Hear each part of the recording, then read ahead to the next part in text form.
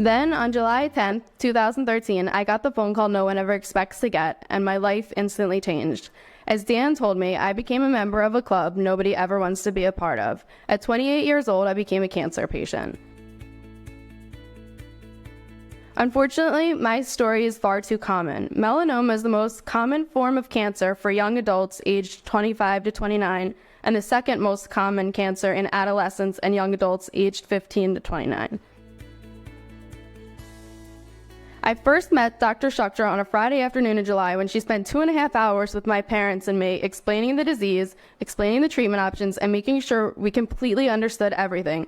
I can't even begin to explain how amazing Dr. Schuchter was at that first appointment and every single day since. We have the power to make cancer powerless and perhaps even end it, but it takes research and that requires funding. Cancer has taken some of the best among us, and it's time for us all to stand up and fight back.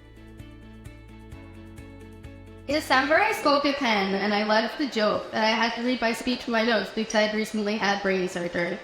Well, the silver lining of having brain surgery as frequently as I do is you get to use the same excuse.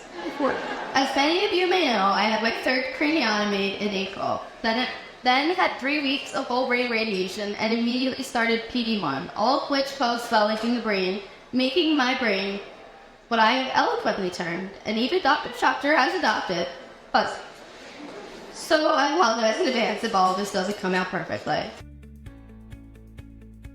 The truth is that this foundation is our way of making the best of it.